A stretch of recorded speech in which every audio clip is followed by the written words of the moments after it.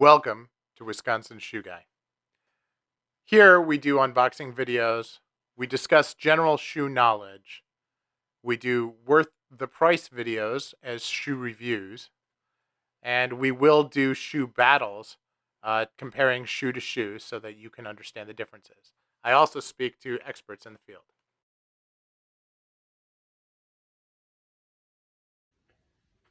And welcome back. Today we're going to look at a shoe battle for some very similar shoes. The shoes here with the gold, these are Hephaestus, and this is a pair of hand-welted split toes. And we're going to be comparing them to a pair of Yeossal hand-welted split toes of a very similar design. Now, what we're going to do today is we're going to look at the different designs and what makes them different. We're going to talk about the relative quality of the shoe, and we're going to talk about how that shoe represents where it's made. So where are they made? The pair down here, this is Hephaestus, and this is made in Vietnam. Really very well-known organization out of Vietnam where a number of shoe enthusiasts have been collecting shoes over the last couple of years. Hephaestus is run by a gentleman named Phan Le, who is building quite a following. I've heard about his shoes a number of times. This is the first time I've actually had the pleasure of buying a pair, and I'm very impressed with them. They're really, really well made.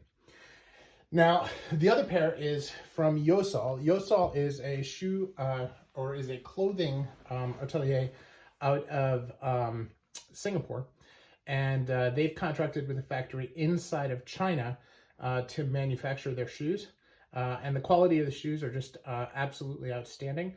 And some really, really nice designs. So this is a Yeossal Thompson, and we'll be talking a little bit more about that as we go as well. So to start off with, let's talk about what's similar. Now you can see that they both have a pretty clear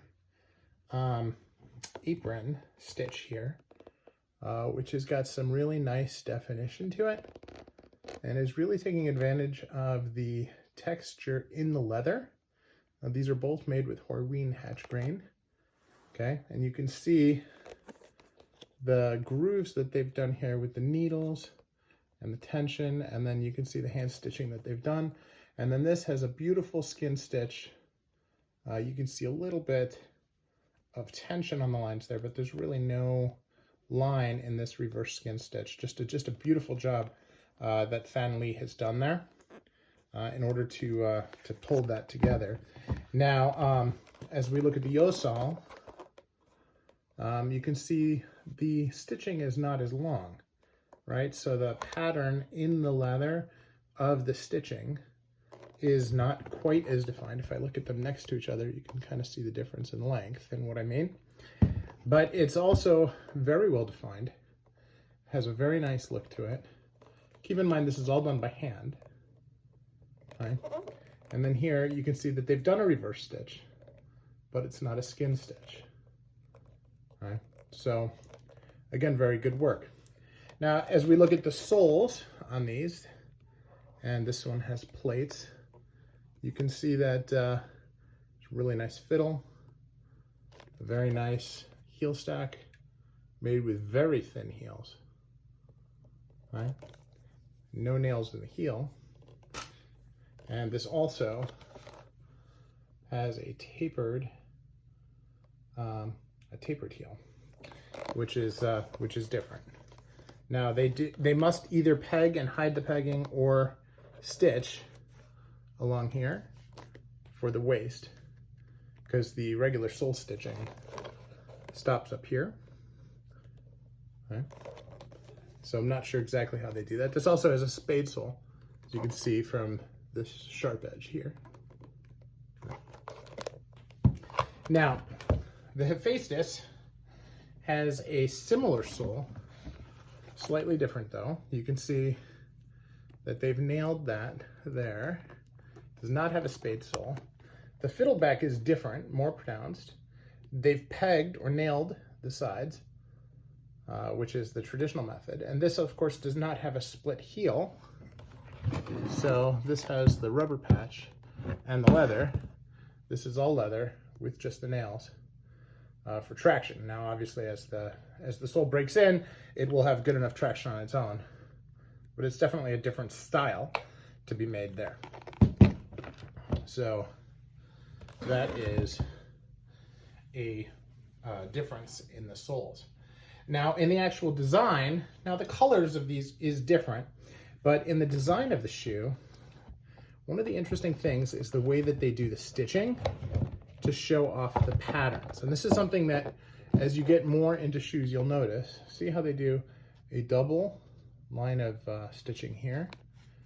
And then here, this is a 2 rows of stitching, but they're quite far apart to create a little bit more depth of character on the heel. Now when we look here, you can also see it's 2 layers, but they're quite close together. And then here up at the top, there are 2 layers, but they're very, very so close in color you can barely see them. Really just looks like one. Right? So again, small details, not necessarily anything I would consider to be significant, but it is something that's there. Here you can see the heel. This has a heel which actually has no seam in it, so a little bit better clicking coming out of Yeossal there. So now we can look at some of the other pieces here. I believe that they both use machines to stitch the soles, but if we look at the density of the stitches, it's 1, 2, 3 centimeters, or 1, 2, 3 stitches per centimeter. And on this one, it is 1, 2, 3, 4 stitches per centimeter on the Yeossal. So again, I'm not going to say that those are qualitative differences or the quantitative differences. I'm not really sure that I quite buy into that. I think that the stitch density on the upper is more decorative, so I'm not going to worry about that. Just some food for thought. Now, one thing I will note is the width at the slimmest part of the waist. This is 6 centimeters. And on here, this is also 6 centimeters. So very, very similar shoes overall. And, you know, they're in different colors in the same hatch grain. They have some differences in the stitching and some differences in the apron, difference in the toe. I feel like they both have their own place in my collection, but overall, very happy with each of these shoes. From a price perspective, the Hephaestus run about $60, $70 less, which is great.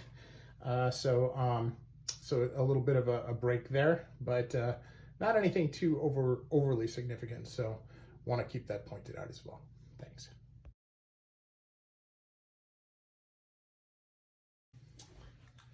So we're back again, and today we're going to look at 2 similar shoes that we looked at just now, which are split toes, both one from Vietnam and one from China. The difference is, instead of both of those being hand welted, these are both Goodyear welted. So some slight differences in the welting process. But again, as we look at the actual structure of the shoes, you'll see a lot of similarities to what we reviewed previously. This shoe is a Meermin split toe, and you can see it has the reverse toe and the beautifully patterned hand-stitched apron. And this is a Fugashin, and also the hand-stitched apron. And this has what looks like it is a skin stitch toe on the split toe with a longer toe. And this is an interesting look because you can really see the difference in how you can get different split toes from different makers and even from the same maker that look quite different. And the length of the toe, as you can see, can have a dramatic difference in how they look. I've even seen some, and mostly from some of the Indonesian boot makers or from St. Crispin's, where this piece is actually like a circle and the toe is really that long, so coming out to here. So kind of an interesting look. Not for everybody, but a good look. Now, as we look at the stitching here, you have the single stitch along the blucher. You have the double stitch on the heel. Right? Not as clean as it was before, not as dense as it was before, but still quite nice. And then as we look here, again, the single stitch on the blucher, double stitch on the heel, a little bit closer together. And it does kind of get lost in the suede a little bit. So that is part of what happens. Now the finishing on the shoes is pretty nice from both makers. There's significant fudging all the way around. I have a contrast welt and edge on the Fugashin, so it stands out quite nice. You can see the fudging there, the stitches, all quite well done. And then on the Meermin, the fudging and stitches, all quite well as well. Now when we look at the soles, you'll see this is a JR sole. Now this is a custom. These usually come with day-night soles, but I asked for them to be with JR. So that's a little bit of an option there.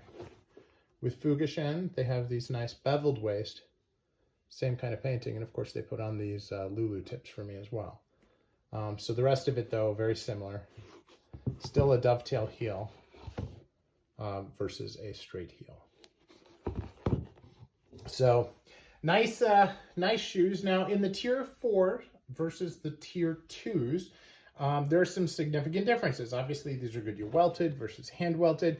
The stitch density up here and along the heel caps is not nearly as fine. And the sole work and edge work is not in the same category either. But these are very solid, functional shoes and do the job.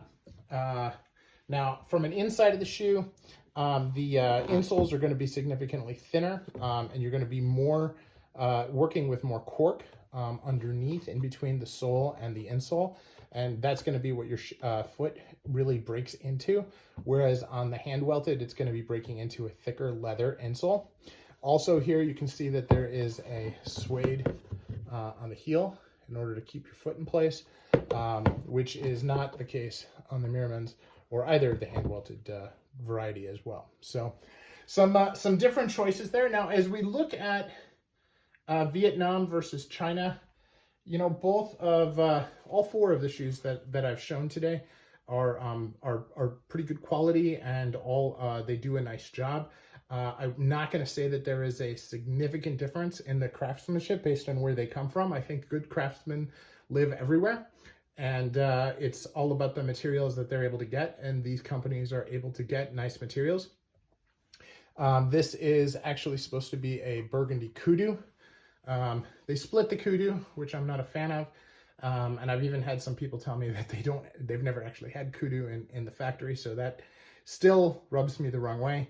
But, in any case, as a burgundy suede shoe, it is very nice. And of course, this is, a willow grain from Meermin. And then of course the Horween hatch grain on the other two is also the same quality, for each other. So premium leathers, premium craftsmanship, you do pretty well. As we look at the stitch density here, remember the others were 3 and 4. This is a solid 3. And then here, if we look at this, is about 2.5. So the stitch density is less on the Fugashin than it is on the others, but again, not too bad. And as Fugashin goes, this is probably one of their top level, more of a hand grade quality coming out of them in this MTO that I ordered. So hope that helps and you find it interesting. Let me know if you have any questions or comments. I'm always anxious to hear from you. Thanks.